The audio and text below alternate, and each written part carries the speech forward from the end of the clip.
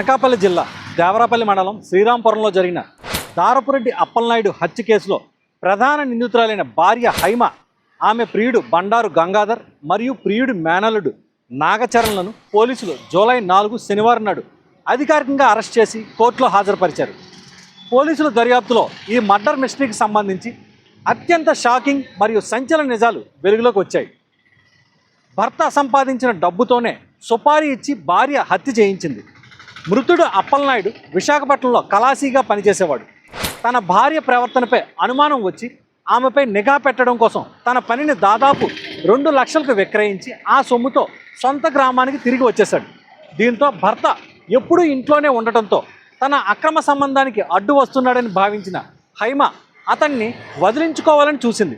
భర్త కష్టపడి తెచ్చిన ఆ 2 లక్షల నుంచే 1 లక్ష దొంగిలించి ప్రియుడు గంగాధర్ ద్వారా కిరాయి హంతకులకు సుపారీగా ఇచ్చి ఈ హత్య చేయించింది. శ్రీరాంపురం వచ్చేవాడని ఈ సమయంలో అతని భార్య హైమాకు మరియు బండారు గంగాధర్కి అక్రమ సంబంధం ఏర్పడింది. దాంతో ఆ విషయం సదరు అప్పలనాయుడికి తెలియటం వలన అతను అక్కడ ఉన్న ఉద్యోగాన్ని అమ్మేసి తిరిగి ఊరికి వచ్చేసాడు 2 నెలల క్రితం. అయితే ఇతను వచ్చిన తర్వాత వాళ్ళిద్దరూ శారీరకంగా కలడానికి ఇబ్బంది అవుతుందనే ఉద్దేశంతో అతను ఎలాగైనా చంపాలని నిర్ణయించుకొని ఎవరైతే గంగాధర్ మేనల్లుడు ఉన్నాడో చరణ్ని తో ఇంక చంపాలి, ఎంతైనా పర్వాలేదంటే అతను 1 లక్ష రూపాయలు అవుతుందని చెప్తే వైజాగ్ నుండి 2 కుర్రోళ్ళు తీసుకొని వచ్చి చరణ్ 1-7 రాత్రి 12 గంటల సమయంలో ఇంట్లో మంచం మీద పడుకున్న అప్పలనాయుడును పీకనొక్కి చంపేశారు.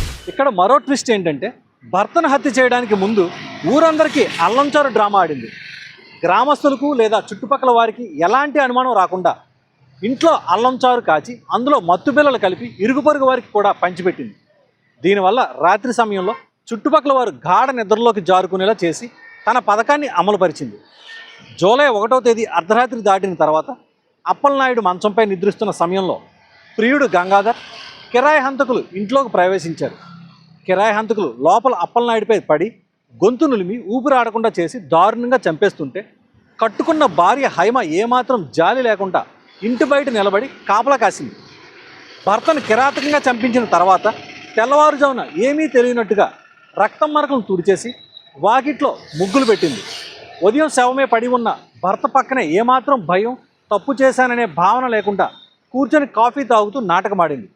అయితే మృతుడి సోదరుడు ఎర్రినాయుడు ఇచ్చిన ఫిర్యాదుతో రంగంలోకి దిగిన పోలీసులు కేవలం 1 రోజులోనే సాంకేతిక ఆధారాల సాయంతో అసలు గుట్టు రట్టు చేశారు. తయారు చేసింది హైమాకి సపోర్ట్ చేసింది గంగాధర్. వాళ్ళిద్దరే డబ్బులు ఏర్పాటు చేయడం, ప్లానింగ్ చేయడం అంతా కూడా ప్లానింగ్ అంతా గంగాధర్, డబ్బులు అది ఏర్పాటు చేయడం హైమ ఏర్పాటు చేసింది. అప్రాక్సిమేట్లీ వీళ్ళు నైట్ 11 గంటల సమయంలో శ్రీరాంపురం వెళ్ళారు ముగ్గురు. అయితే వెళ్ళిన తర్వాత అతనేమో ఇంకా తెలివిగా ఉన్నాడు. ఈ హైమాకి వాట్సాప్ మెసేజ్ చేశారు, మేము మీ ఇంటి వెనకాతలు ఉన్నామని. అయితే దాని మీద ఏమో హైమ ఇంకా మా ఆయన పడుకోలేదు, ఈలోపు మీరు మా ఇంటి మేడ మీద కూర్చోండి అని అన్నది. 10:30కి అతను పడుకున్న తర్వాత వాళ్ళకి వెళ్ళి మా ఆయన పడుకున్నారు, మీరు వెనక డోర్ తీస్తాను, మీరు వెనక రండి అని చెప్పింది.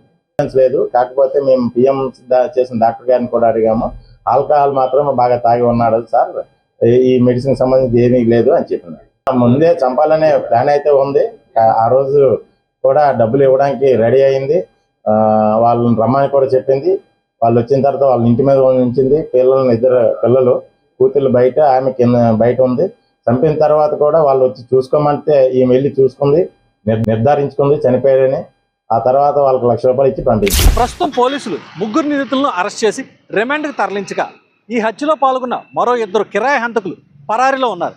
వారి కోసం గాలింపు చర్యలు కొనసాగుతున్నాయి.